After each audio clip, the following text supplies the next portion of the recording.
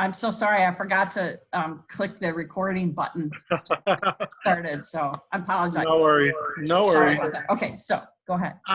So I was one of the best practices that has helped me throughout my class or throughout the class is definitely having the project open, my project plan open, and as I'm filling out each product every day that I'm doing a product, just filling in everything so it doesn't over bombard me. So I don't know if my peers are also doing that, but that's something that has definitely helped me to stay on track. And for example, there was times where I thought I was gonna do it 3 days later, but I actually got time 2 days before, and I was able to just get everything as smooth as possible. So it's definitely keeping my project plan open as I'm doing my product has been very, very helpful. That's I love that you shared that. That is a great best practice. And it's a scalable one too, because of course this project that you all are working on is a really short project, right? It's only 7.5 weeks. This is really tiny in comparison to a lot of the kinds of projects that are being discussed in the case studies, right? Those are multi-year, really big scale projects. This one's tiny in comparison. But the idea of having the project plan, keeping it the focus, capturing the data right when it's happening, and having an immediate update, a way to have the doing of the work immediately update the relevant parts of the project plan like that. Those are absolutely the same best practices that apply to even large scale projects. Yep, absolutely. Thanks for bringing that up. No, thank you. And one more thing I just wanted to say, this was my first time using Perusal. And the way I found myself trying to go through as many as my peers' reviews, and I found myself being complex to reading some of my peers' comments and questions, and I really like how it was really intriguing, and I found myself trying to for example, there's one of my peers, her name I believe is Jana Cox, and I kept on going every single time there was a chapter. I love how she used eloquently her words, her feedback, and it just really helped me understand the class so much better. So I really, really appreciate it. And if Jana, you're on there, I really appreciate all your feedback and everything you've done. So thank you. That's fantastic. Did you hear that, Jana? Is it Jana? Is that how it's pronounced? Yeah, I don't know if that's pronounced right. Yes, thank you. Thank you. That's so sweet of you to say that, Jesus. Yes, I'm on here. I'm called Jana, but it's Jana. I've been called a lot of things, so. No, I apologize, Jana. Yeah, I've really appreciated that about the Perusal format too, because I appreciate everyone else's comments too, and it's been so helpful to have that to kind of bounce off of sometimes. Absolutely. I'm glad that you're finding that useful. For some, just getting used to it in the beginning. I've only been using it for a short time now, and it does a lot. The tool can do a lot, and so there's a lot to figure out and get familiar with just from the whole technical side first. But once everybody gets going in it, it sure looks like it's really providing a great platform for a lot of sharing, so that I know when I read something, I can easily think that what I'm reading means this, and then I'm continuing to read it, and then I can get myself confused because I thought I understood that first element to mean something, and that's not what it meant. And so then I've got, I'm like finished with the whole section of reading, and then I've got to go back because I'm like, okay, it's like going down the wrong path, right? If I turned right and I was really supposed to stay straight or turn left, I'm like 2 miles off target. So having the capacity to interact, read everybody else's comments, provides all that much richer feedback as in the middle of the reading. Does anybody else have comments on what it's been like using Perusal?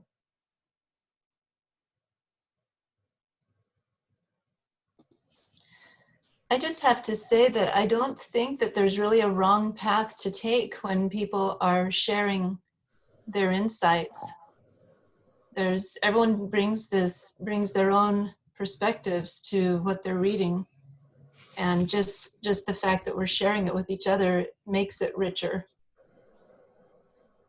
I'm so glad you said that, Jana, because that's the other reason I selected it for the class, is that it does provide for everyone to bring their own experiences and their own insights and their own perspectives to what they're reading. And that is certainly an element that is one of the foundations in this class, is that there isn't one right way to manage a project. There are many, many, many, many possible ways of managing the project well and continuing to steer that project towards success and to be successful with it. There's many, many, many possibilities. And so when students are sharing all their different perspectives and their experiences with the readings, I think that's another way that the way that the course itself operates acknowledges and values everyone's experiences. Thank you for bringing that. Has anyone who's on this open session, are you using Perusal in any of your other courses?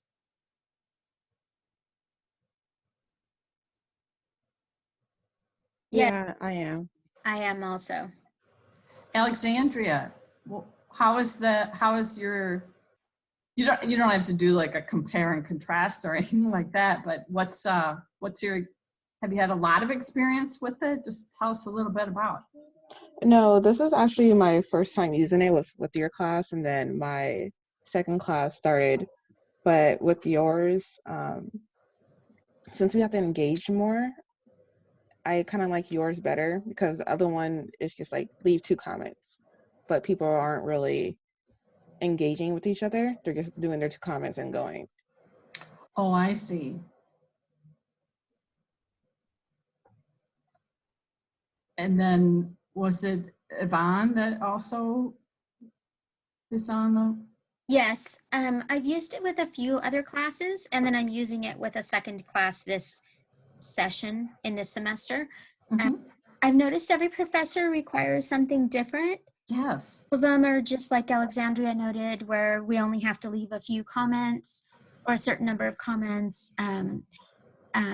And then others are really requiring you to engage and grading you on your engagement, jumping on others' comments, liking others' comments, checking whether or not they're helping you to understand the material, like Jesus said about Jana's, and different things like that. I think it helps us because, as our lessons have said, we all come into the course with our own biases and our own understanding based on our experience of project management or our past job experience.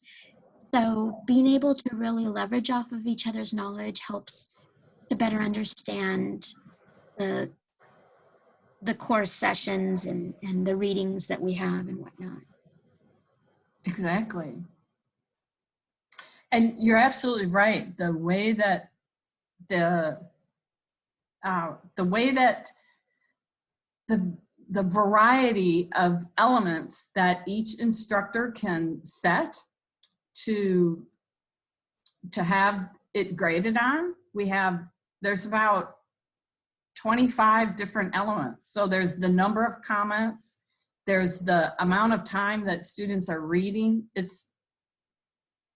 Then there's the number of times that students are going back in and opening it up to read again. There's the total amount of time that students are reading. There's the distribution of the comments. There's the whether they're getting upvoted or not.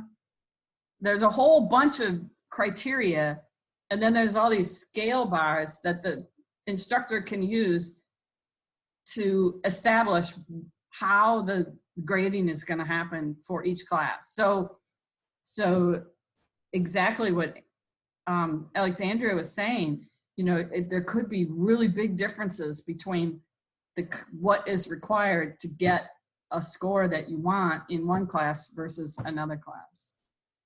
So that's, it's a really powerful thing about the tool itself, but it could make it a little bit confusing for a student who's got, I don't know, maybe 3 different courses where they have perusal in it, because they're not, the same behaviors might be rewarded in one class and those behaviors are not rewarded in another class. But it's actually kind of an interesting situation, because that could be the exact same kind of situation that a project team member could find themselves in, because individuals are frequently in a project, in a heavy project environment. Individuals typically can be working on more than one project at the same time. And that exact same thing can happen for those project team members. Is maybe the business analyst, and let's say they're working on 3 big projects that just recently started, but then they have 2 other projects that are kind of winding down, but then one doesn't wind down, it gets big again. So they could have all of this, and they've got to manage their workloads against all those different projects. So it's the same sort of thing for a student who's working on multiple classes, right? And different behaviors are rewarded differently, and because they're valued differently on those different projects. So that's another example where what you're doing in this class and why we treat the class as the project helps us focus on all of those project management principles. So I'm going to stop now and allow others to ask questions or make comments. Dr. Chandler, I have a question. This is Anne. Hi, Anne. Hi. And so, I actually posed this in the comments earlier today. I'm a little old school, so I'm used to purchasing textbooks and having them to go back and reference later, whether it be just for personal use or work related. But because now we are using electronic versions, my question is, how long do we have access to this material? That's a great question. It's a really good one. And I'm right there with you. I'm equally old school. I want the book. I write in the margins and put sticky notes all in there and things like that. So there's 2 kinds of documents that you're accessing in perusal. And some of them are from one of the 2 books that the bookstore sent you the codes for, and then they billed you for those. So that's Weefling, Kimberly Weefling's book, and Fergus O'Connell's book. So those 2 in perusal, when you bought it, or no, I'm sorry, because you didn't buy it like that. They just gave you the codes. But when you first accessed it, there should have been something in there, and I'll find out if it is. The reason I'm describing it this way is you have to keep in mind, instructors never have the same view of the tools that students do. So what you see in the tool, even in Canvas, instructors never see the same view that you have. So sometimes for instructors to describe where to go to find the information that you need, we don't even have access to that. But I will get the information straight from the perusal folks.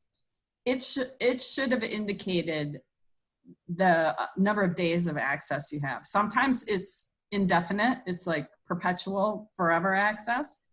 Sometimes it's 180 days, sometimes it's 360, but there's like different pricing models that Perusal makes arrangements for directly with the publishers. So I'm not sure what this one was, but I will find out. Okay, thank you. So then for all of the other readings that weren't Weefling or the O'Connell readings, all of those were all PDF documents that I uploaded directly into Perusal. So you have full access to those, and you can download those directly from Perusal and save them yourself. Thanks. Yeah, for some of them, I know I was able to, which I did, but then Okay, great. others, just pieces of information that I thought was really helpful and useful that I would love to just have access to later on, but Right. realized that it wasn't something that could be downloaded or saved. Right. So then you can, you know this, right? You can always do screenshots. Just go ahead and do that.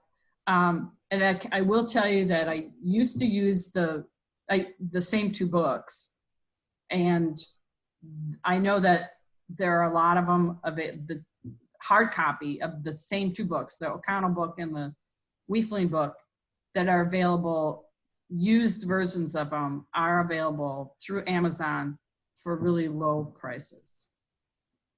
I'll check into that. Thank you. Yeah, I know that like the scrappy, like Weefling's book in the used list, like $1.17 or something like that. Yeah, really inexpensive because there's a lot of them floating around.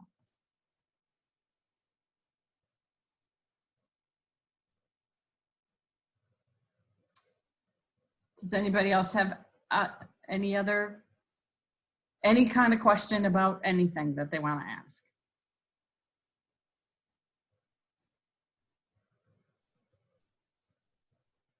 Dr. Chandler, I have a question. Sure. Jana again. What is a good way for us to document the dependencies between our tasks and between the different products? The way that most individuals are doing that is just to use a kind of indenting or what do you call it? Like a outlining sort of structure, right? So if you have a 1.0 element, and if that's the task, and then 1.1 is the first subtask under there, and 1.2, 1.3, so that, and they don't have to be numbered that way. Sometimes that can be accomplished depending on how the project plan is organized. It can be done through spatial representation, right? Without having to number that. Does that make sense? So the dependencies, where it can get, I think, fun to figure out the dependencies is some students are documenting all of their project management tasks and subtasks in just one big chunk, and they're calling that project management. So that's all their like the student who was talking earlier, how they open up the project plan, and then when they're working on product, and then they update the project plan. So that doing that is a project management activity. It's also helping to update and produce the updated project plan, but it's definitely a project management activity. Or somebody who's got to check, say that something comes up at work and that they have a new work trip that got scheduled, and they're like, oh, I didn't plan for that. So they're pulling up their project plan, they're pulling up their whatever they use to plan the rest of their life commitments, and they're figuring out and then shifting their commitments so that they can still fulfill all of their commitments and meet whatever this new work objective is. So like I said, some individuals might be putting all of their project management activities in one big block, but then, like I said, some of those subtasks are then feeding into later on the updated project plan. And so there's lots of different ways you could arrange that and describe that. You could even just type in this element feeds into, you know, the element 3 lines down that's called blah, blah, blah, blah, blah, right? Like it could, you Right. could feed it. So the objective with, and the reason we're keeping it really simple is to keep the focus not on what the project plan looks like, but to keep the focus on the actual project planning work, the actual activities of planning and monitoring and updating and replanning and replanning and replanning and replanning for the project. And for that to feel normal and comfortable. And well, of course I have to have, you know, I have to have columns for these replanned start and stop dates, because it's rare that any project of any size, of any consequence, you know, sets the start and stop dates for every single task early on. It's rare that those never get changed, right? It's very common for those to get changed, and to accept that that's not a problem. That's just part of normal planning for project work, is that those have to get replanned. So that's why they were included from the start. That makes sense. Thank you. I think what I think I'm trying to figure out how to work that into the plan in such a way that because it's always changing. I don't want to have to go through my plan line by line every time I make a change, but I do want to make sure that I've documented where the dependencies are. Right. That's interesting. I'm catching, I want to follow up on that when you said, I don't want to go back into my plan and go through it line by line. Can you say a little more about that? So I think when I'm working on my project plan, I'm not just going forward, I'm also going backwards to make sure that everything, so that if someone comes in and looks at my plan, it makes sense, the same amount, it makes the same amount of sense at the beginning as it does in the middle and at the end of the plan. So I'm kind of changing all my parameters all the way through. And that might be overkill. You know, maybe I should just focus on from forward down. But I do want to make sure that for me, a dependency is when, like when we did the baseline video, there was a video about doing the baseline video that had to be done before you could actually do your own baseline video. And so for me, that was a dependency. So I could make a little notation in there that this is a prerequisite for the following action, for the following task. And excuse me just a second. So then, but it sounds like you're also saying that the activities that we do as project manager, like opening up our document and making those adjustments, that those actions should also be included there as part of our activities that are dependencies. I'm not sure how many layers, how many levels of can't think of the right word. I'm thinking complication. Right. I don't know. No, these are great questions. And they're great questions because these are the questions that exist for every project manager with every project. Like how much detail should I include in the project plan? Like like when I write, you know, a task in a project plan, I personally know what I mean by that. And I know that there are multiple steps and there's like little mini dependencies but I'm just gonna include it as one task, because for this particular project, for this particular client, I don't want to include that level of granularity. So I'm going to keep it at this level. And so that's one of those decision points that a project manager has to make for every project that they're working on, is how much granularity, how much detail is valuable for the management of that particular project. So these are all great questions. And I love what you said in the beginning. And I would say that the way you explained it when you were talking about you want your project plan to make sense at every moment in time, that's a beautiful way to say the same thing as that it's a living project plan, so that it's accurate and it's real at any point in time. So in the beginning it was accurate and real, and then in the middle it is still accurate and real, and it reflects everything that has already occurred. It reflects that accurately because you've kept it up to date, and then it reflects the projections into the future. It reflects that accurately at that moment in time. And then at the end, to update it again is something that isn't required in this course, but that's certainly something that I've done as a project manager.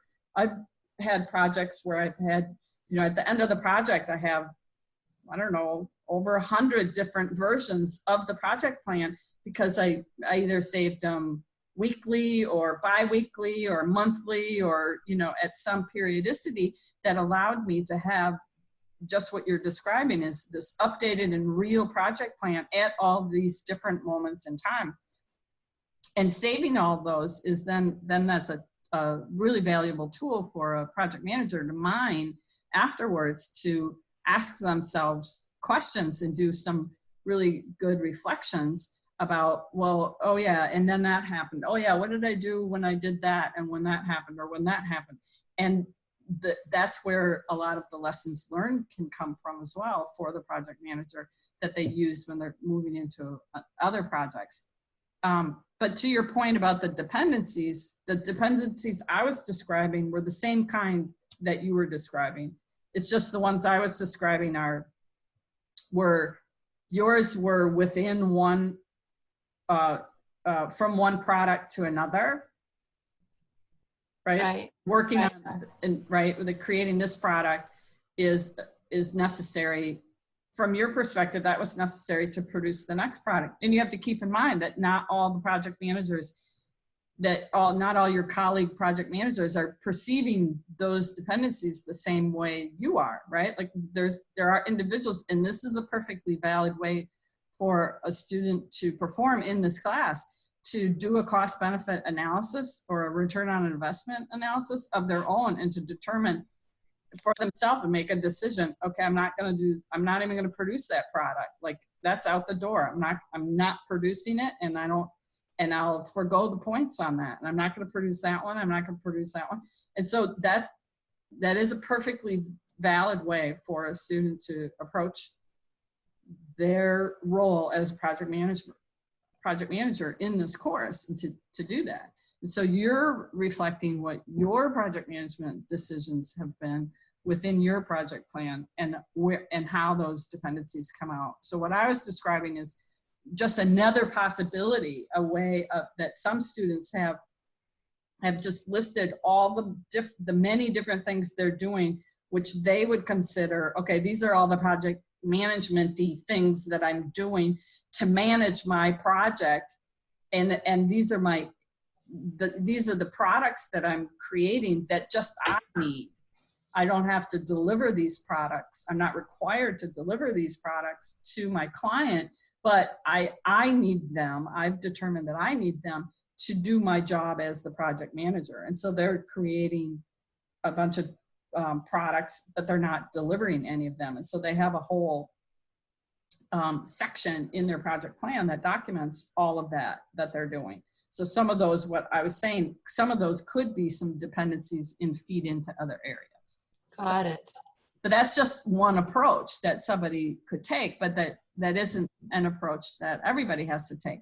And keep in mind that, like we were saying, everybody's coming into the course with different kinds of previous experiences. And some, there are some individuals in this class that are experienced professional project managers already. And so they have they have experiences creating all kinds of different sorts of project plans. And so they may have decided to use some of those techniques in with their project planning. Yep. Okay, thank you. That You bet. helps a lot. Great questions. Thank you. So for the part about the active planning, that so one thing that one thing that is the goal of this course is to allow students and encourage students and reward students for approaching this and managing this course like a project, right? Like that's what the whole premise of the way that the course is arranged, right?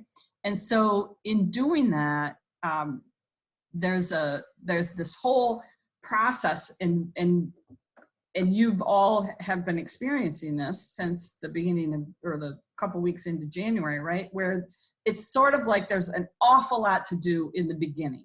Like, wow, there's a lot of work that has to be done right away.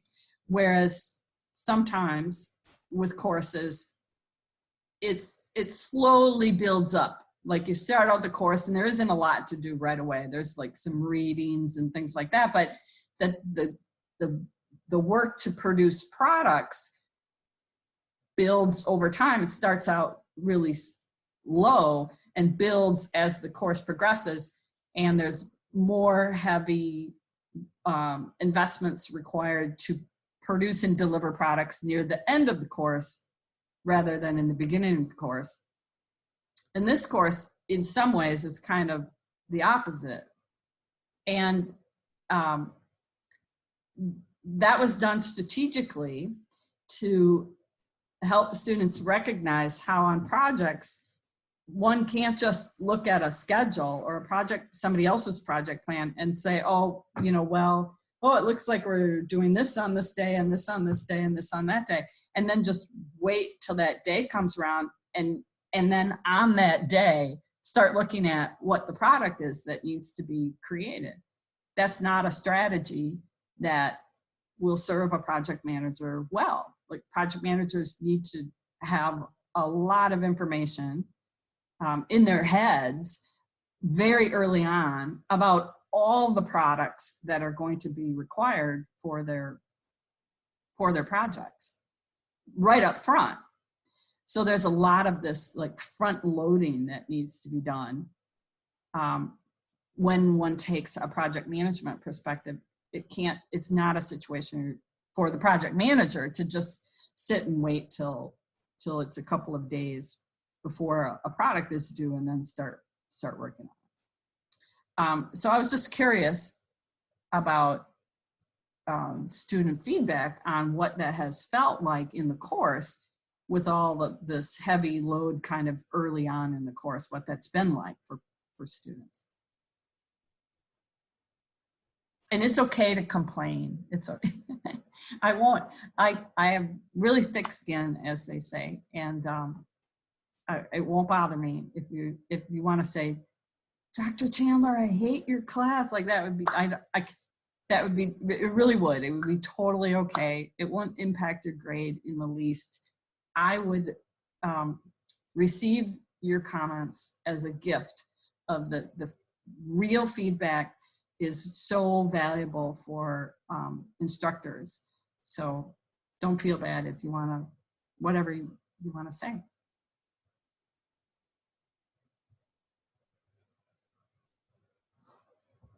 Oh, there's one comment in the chat. Okay. Dr. Chandler, I noticed that your class was, I didn't feel too overwhelmed in it. You had it structured, I thought, was a very, very good balance between how our other courses are structured with, building up and learning, and then we'd have a midterm, so to speak, and then a final. I see that that's consistent, but I also see that there's similarities in the real world also. So I think you're doing a good job of how it's structured. I don't think that it's too heavy in the front or, too minimal in the rear or whatnot. I think there's a nice balance. Thank you for that feedback. That's very kind of you. And we have one chat, there's a comment in the chat. The student says it's loud here, so I won't turn on the mic. But I actually like the front loading. It set a high expectation for the course and what I will need to do to excel in it. The smaller modules after module 1 have been like a gift. Ah, I see. Oh, so then it was kind of like,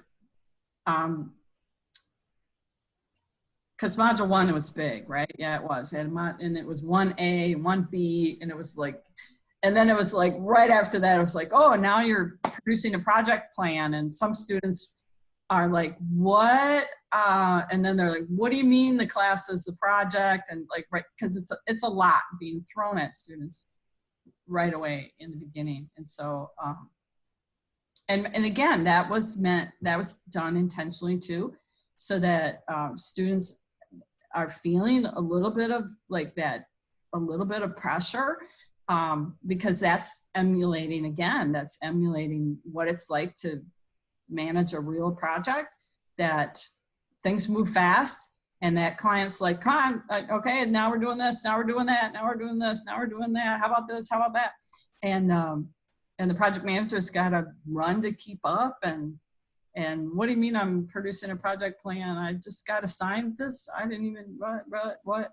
So, yeah, and this, it seems like this, I have to say, this session of the class has been phenomenal in keeping right up with that. So I've been super impressed by this particular group of students. I don't know what has happened, but y'all have been just phenomenal. I've been just super impressed and so pleased with, there's just a really high level of excellence in this session with the students. So I want to thank you all for the amazing work you're doing. I really was like, wow, how did I get so lucky? There's just amazing students in this class. Oh, Chandler? Yeah, please. I just wanted to say that I appreciate the opportunity for us to kind of share and guide each other more so than a lot of situations where you have professors who will just lecture. But in this particular experience, it's encouraging critical thinking. If you have not had an opportunity to operate in this type of space before in terms of project management, and if you have, it gives us an opportunity to share our experiences to help others, better understand. And then in doing so and getting feedback from other people, then it allows us to also assume new information that we may not have had before, or different perspectives. So for me, that's one of the things that I have really appreciated about this, is that it just encourages critical thinking and sharing. Thank you. That is really valuable, because there's not only so many perspectives, but there are, like I said before, there are some very experienced project management professionals in this course who have amazing experiences to share with others. And everybody has valuable, I'm not just saying it's only this group of students who had anything of value to share, but everybody has something valuable to share. And I know every time I try to explain a concept, I have to kind of dwell on that and figure out, what is it that I'm trying to explain? What are the relevant parts? And then all the questions that I get on it force me to refine my own thinking about a concept. And so I know that same sort of interaction is going on amongst the students, where everybody's benefiting from that entire process. And so I'm so glad you mentioned that, because I did want to also say that it's toward the last half of the class that I participate much, much less in the perusal comments. And that's to allow and foster exactly what you were just talking about, Anne, is that because there are so many rich conversations going on among students. And that's where there's so much value. And so you'll see my participation be reduced to allow that space for that. Yeah, and the other thing is that something that I really appreciated that you did was explain to the class that everyone has managed a project. They may not have looked at it in that perspective, but it's very true. And I think once you did that, it put people in a mindset of thinking, oh, okay, well, you know, even doing something around the house, you know, is a project. And so I think once you did that, I think it opened up the door for an individual who may have thought, oh, this big grandiose, you know, the project management of someone who is putting together some kind of technical tool or something, and realizing that, like a mom planning her day with her kids, or you know, you could be an office manager who's managing people, and you don't really understand, or you didn't realize that the things that you do are considered project management in a different light, but equally so. It's still so. I think that was great that you did that, because I just feel like hearing that made me go back and reflect through a bunch of different aspects that I've had, and said, oh yeah, okay, I am a project manager. Exactly. I love the examples of the different projects that students described in their baseline videos, where they, right, it's just an amazing variety. It's really, that's one of my favorite parts of the class, is when I get to watch all those, because you know, when a student is explaining, okay, so I planned this, you know, a family reunion or a family trip, right? And I did this and I did that, and they were like, and so when I was doing this, that was this kind of thing, and when I was doing this, that was that kind of activity, right? Like they're able to make all those connections, and then, like you said, do those reflections on that experience and go, oh, okay, well, I did all those things, but I didn't do any of this.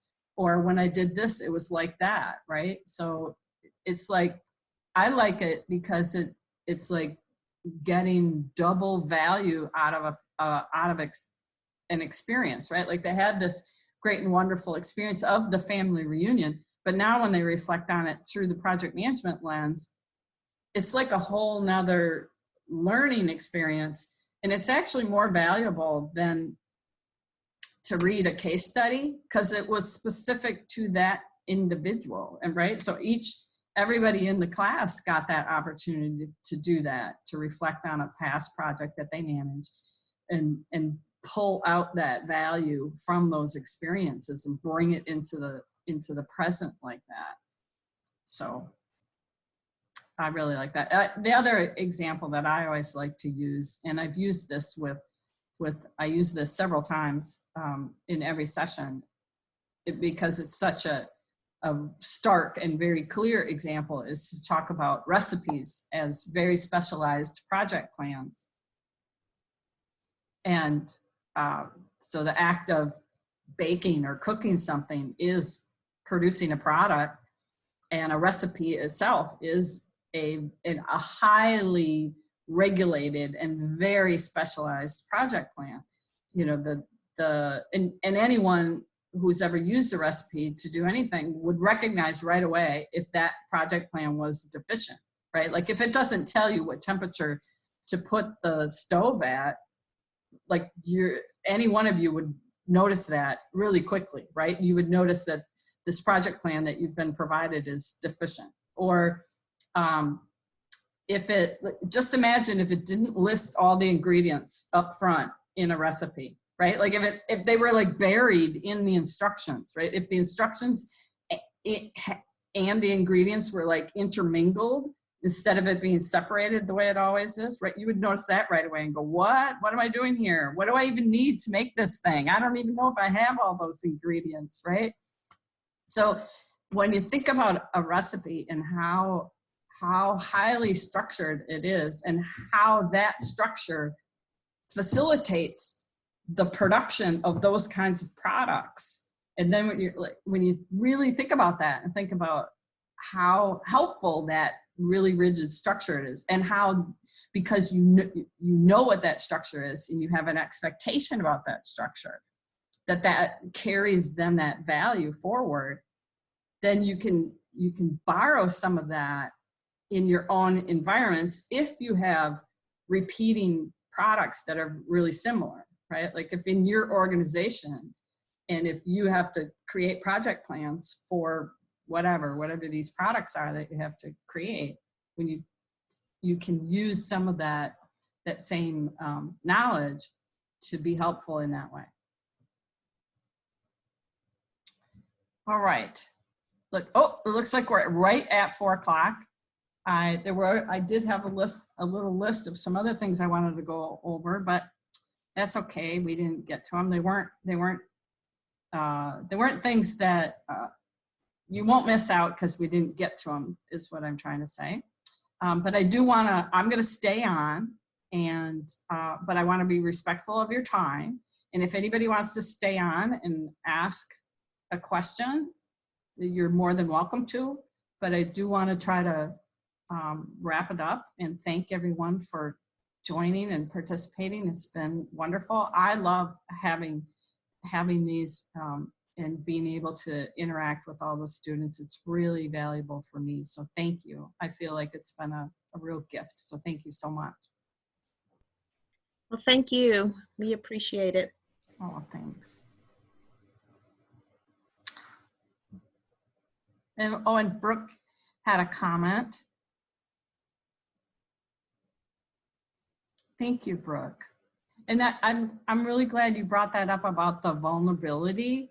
And that's something that I know Melissa also talked about in the videos with her, is that the serving as a project manager can be a really stressful experience. And there's a lot of unspoken pressures that exist where individuals can feel like, they have to have all the answers, or they have, right? Like the project manager can convince themselves that it's all on them, and it isn't, but they can feel, that's really easy to feel like it's all on them. And so that idea of being vulnerable and asking for help, that can be a really big problem in some organizations and prevent project managers from achieving more success, is that there's pressure for them not to ask for help and to express their vulnerabilities. So I'm really glad you brought that concept up. So I'm just going to stay on here. If anybody has any other questions, that's great. Professor, I have a couple of questions about the PMP test itself and the changes that are being made in July. Yes. I'm going to take up everyone's time, and I know that we talked about a private call. Would you prefer to do that then? No, we can just do it on here. We can. And unless somebody else has another question specifically about the course that they want to ask, then Yvonne and I are going to talk more about the PMP exam.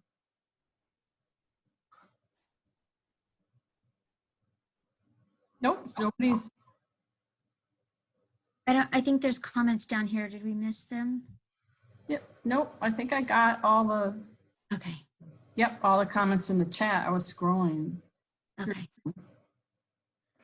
Okay. So first, if anyone has a question that they could think of and they want to interrupt, please feel free to do so. I don't want to monopolize the time, but I do want to ask. So about the PMP test, I'm getting ready to submit I'm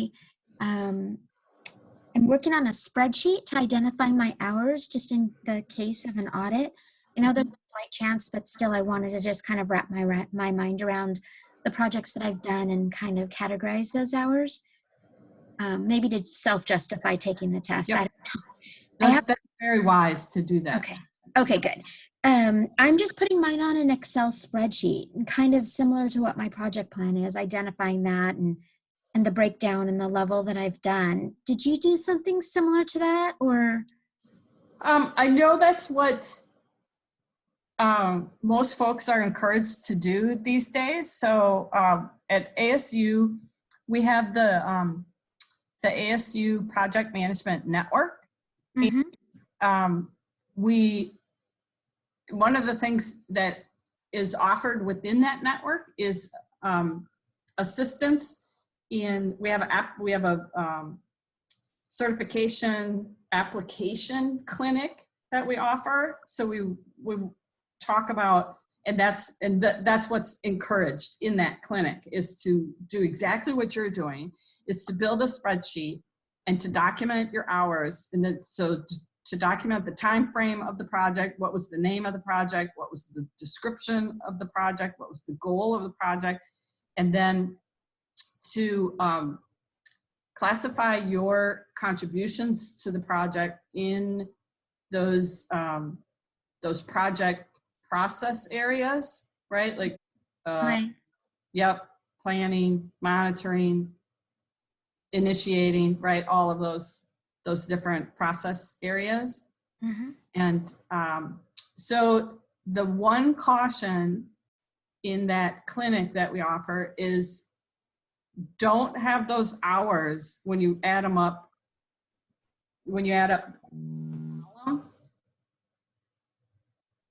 by time. So say you're doing it by month across the top. Say it's month across the top, and the rows are projects. I don't know if that's how you organized it, but just say you did, let's just say that someone did it that way. You can't have, even though you may actually, a person can actually work more than 40 hours a week, right? Like that is within the realm of possibility. Right. They don't like to see that at the Project Management Institute. And that might make your application more likely to get audited or not. I don't know if they're actually like disqualifying those, but the advice that we are giving in our application clinics is make sure that your hours don't add up to more than just a regular 40-hour weeks. Do you know what I mean? So that means there's like about 160 hours per month of a work month.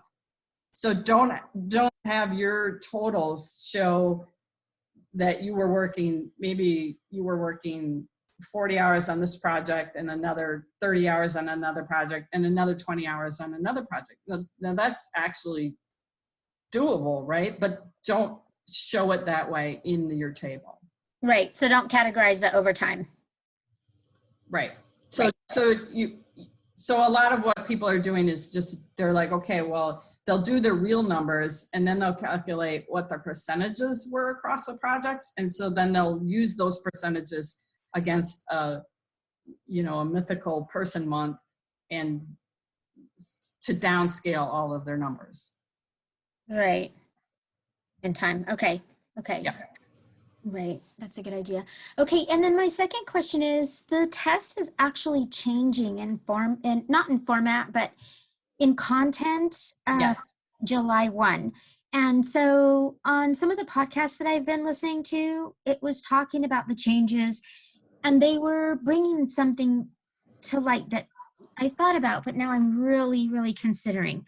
Originally, I had thought that I was going to go ahead and take these courses, takes my next session of courses, which are going to also be PMP courses in organizational leadership, and then take May, June, and part of July, and then take the test in July. So May, June, and part of July to really focus and study.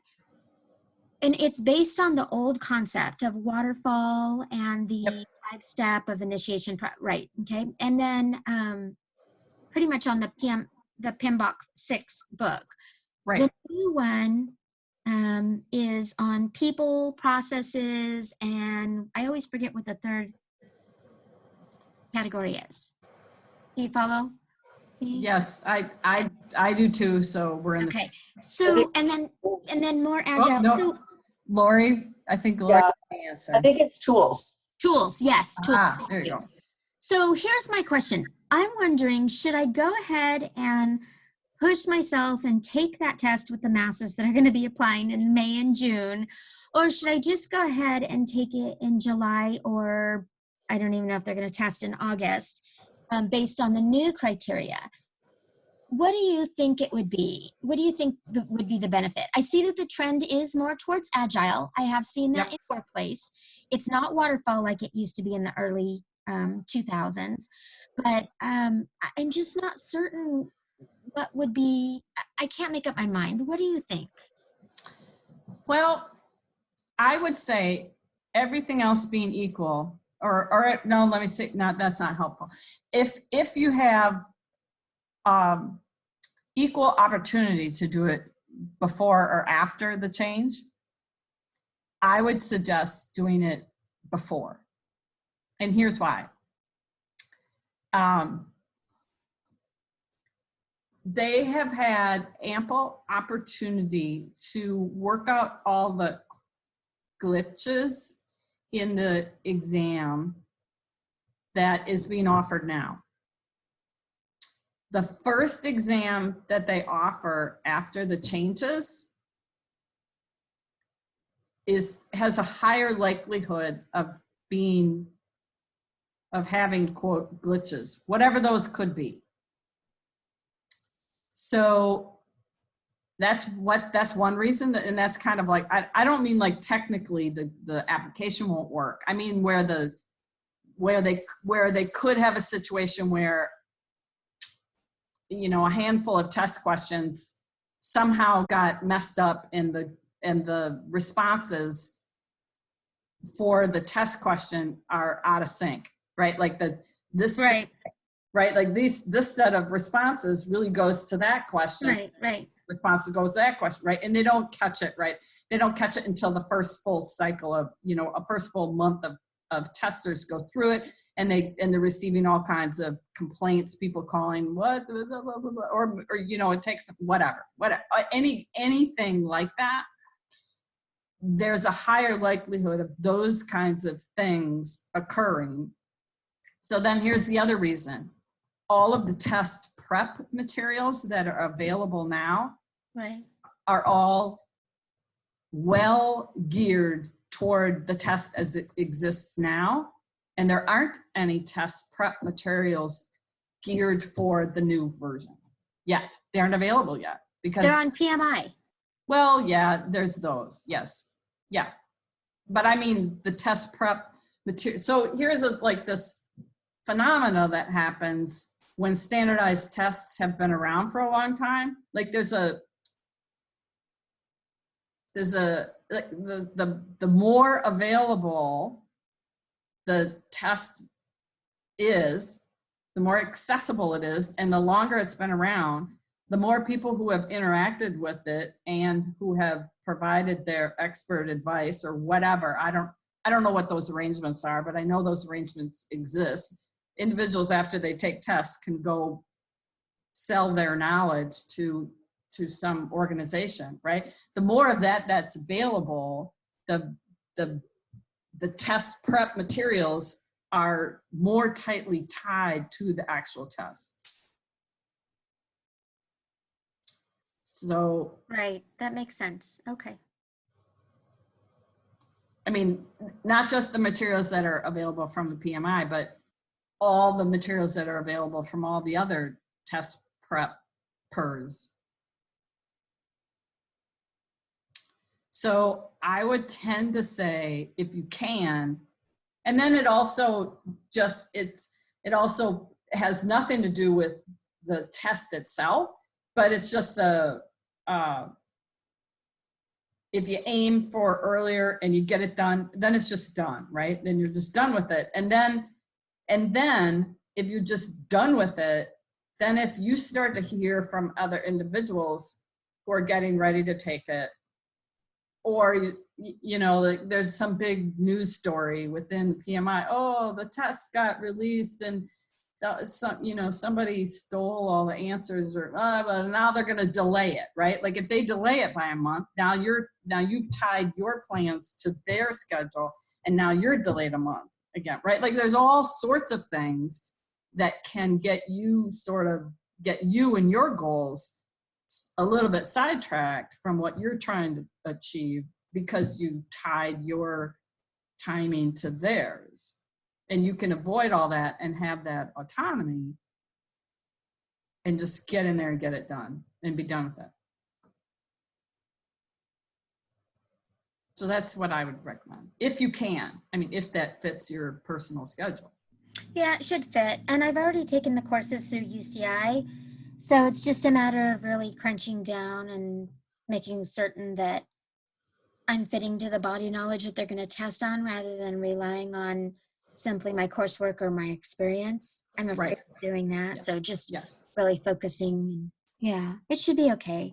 Between the courses that I've taken and what PMI is offering, I feel like, as you've said, there's just a lot of resources out there that are willing to help.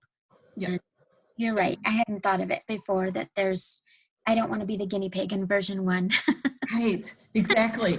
Yep. And then also I'll say, you know, please no one should feel, you know, awkward or embarrassed in the least if they don't pass it on the first time. And I passed mine on the first time. I thought that was normal, but apparently it's not. Like a lot of people don't pass it the first time they take it. And they take it more than once. And that's totally fine. It's totally, totally fine. When you go to the PMI website and you look up, and you want to look up whether someone's got their certification or not, it just lists their name and that they have their certification. And I think it lists the year that someone got it. It doesn't say how many times they took the test, right? So that piece of information is not revealed in any way. So there's, you know, it's like taking one's driver's test, right? Like lots of young people, when they go to take their driver's test, they don't pass on the first time, they got to take it again.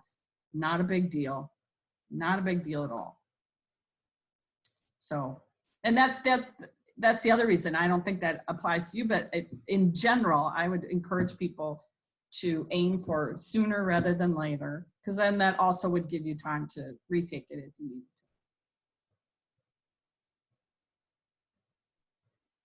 So, and lots of folks have stuck around for the chat about that. So I have never looked at what it takes to get a Prince 2 certification. So I'm going to look into that this year and see. I might go get my Prince 2 certification just to see what that whole process is like, so that I can speak to that as well, because that'd be a whole new thing for me. So maybe I'll do that. I'll be able to talk to that as well. And frankly, I took the test back in 2008, so it's been a long time for me to.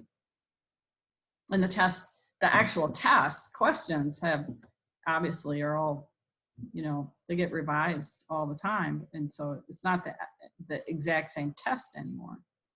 So, all right, thank you. And no one has any other precise questions about the course, about anything in the course. Everybody knows you can get an extension on any of the perusal assignments, even perusal assignments that were, if they're long past and you didn't get the score that you wanted. If you want to go back in and invest some more into that to get a score that you want, you can do that. Just email me and let me know which assignment it is.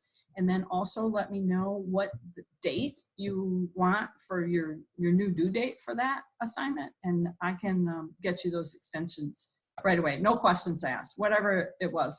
I know life happens, and you know, how you feel about a product now might be different than how you felt it right when it happened. And so if anybody wants that, I'll be glad to grant any of those extensions. It's not a problem. Okay. All right. So thank you again for everyone for joining us. I really, really appreciate it. And I'm going to end the meeting, and I'm going to just be quiet before I end and just allow for any last questions.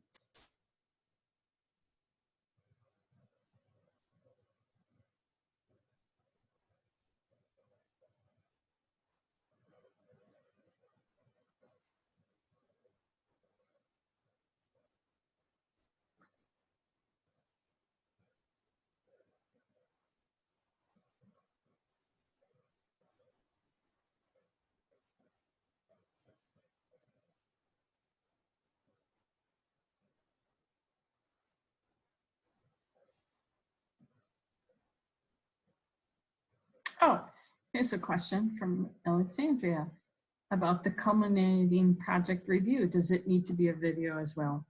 No, you could do it as a video, but I'm pretty sure that, I'll have to check that. That's a great question, Alexandria.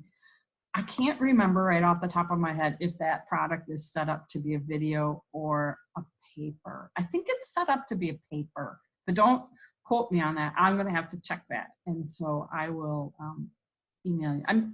Whatever it is, I think it's clear in the assignment instructions, but I'll check that. Thanks for asking that. I'll check to make sure that it's really clear in the instructions whether it's supposed to be a video or not. And you could always do it as a video. You could even do, like I said, you could do your project plan as a video or a song, seriously. And students have done their project plan as kind of like a PERT chart, kind of like maybe a cross between a PERT chart and a process diagram. Students have done it that way in the past. Oh, excuse me. Students have done their project plans as a PowerPoint set of slides. So there's really, seriously, the format is not what's important. It's whatever kind of format helps the student really engage with that active planning. That's what's most important. Oh, for the PM podcast, what sort of product do you think would suit this best? Along the lines of your creative suggestions, would a video in conversation with the podcast participants work? Oh, okay. So Melanie, you're still on. So you mean for the, is that for the bonus content podcast? Is that what you're asking about? Yes, it is. Okay. So yes, if you listen to that podcast and then you are documenting that and you're submitting that for that extra credit opportunity, if you wanted to do that as an audio or as a video, either one of those would be great. You could do it as a document. You could do it as a slide, you know, a PowerPoint slides. You could do it whatever made sense to you. Awesome, thank you. Yeah, that was a good question. Thanks for asking that. All right.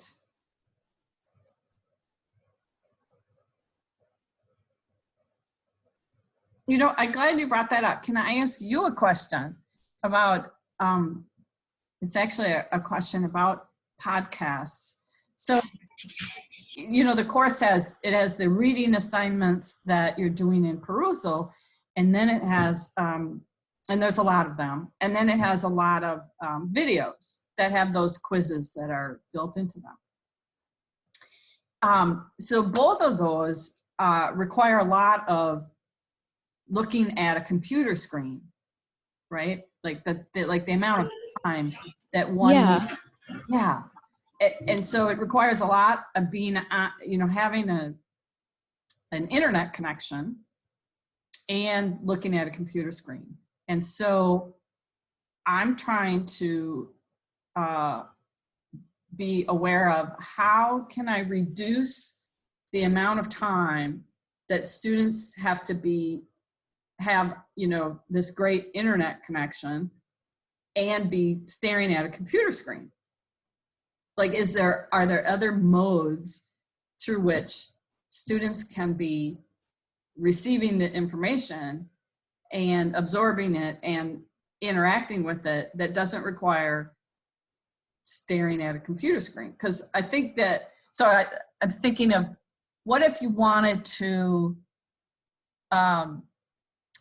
be engaged with your coursework while you were on the exercise bike at the gym, or while you were commuting in the car, right? Like some of these, I'm trying to think of a wider variety of ways.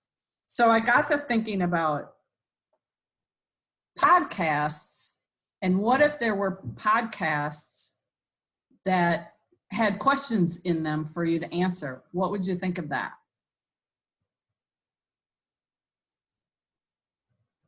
I have Lori, there's Lori and Alexandria left. So you two are the only students left for me to ask this question to. What would you think if you know how the videos are set up where you're watching the video and then these questions pop up? So it would be like that, except it would be a podcast that you're just listening to, no video, and you could be listening to it, you know, just with your AirPods on your phone. Dr. Chandler, I would say that for myself, I'm a very visual learner, and so podcasts can make it channel for it's a little bit difficult for me, especially depending on the topic, but I love where you're going with that. I think that mixed media is a good idea, and we do spend a lot of time staring at our monitors, so it's a great idea. I think it could just be enough. Oops, go ahead.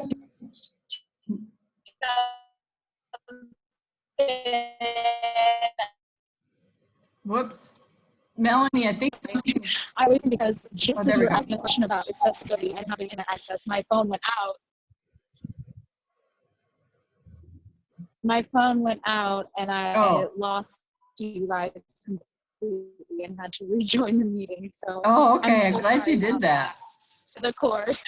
But I do think I really enjoyed not only the difference of having to look at a screen, but the format. I think I just caught the tail end of somebody else talking about the multimedia kind of format, but I also enjoyed taking notes, pretty thorough notes, which is a lot easier to do when I'm listening to a podcast that's more conversational. Because then I can kind of, you know, hearing the other ideas bouncing off of other people helps me then kind of process while I'm writing down notes too. So it's just a different format that I think offers a little more. It does. And that's why I wanted to explore that.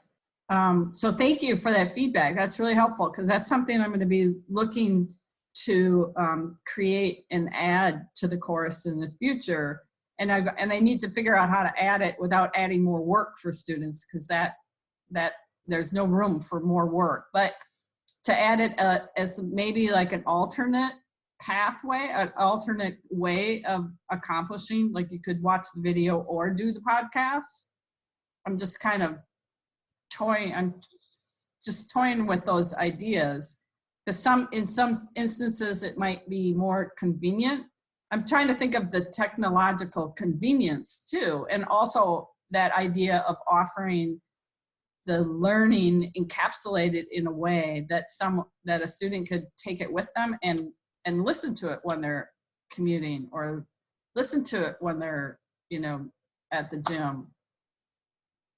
But then it would be interactive. The idea of it being interactive, where you would just, you know, you'd be pressing keep the numbers or letters on the phone to respond, because there would be those questions embedded in it too. So thanks for that feedback. I'm gonna keep playing around with that idea and see if that's something we can do in the future. I appreciate that. Thank you so much for hanging in there for this session, and I will have the recording of it in the course tomorrow. And then if you want to submit for the extra credit, just go in and write up your notes in the module 7 extra credit assignment that is for this February 17th session. That's great. Thank you so much. Have a great evenings, everybody. Thanks, you too. All right. Bye-bye.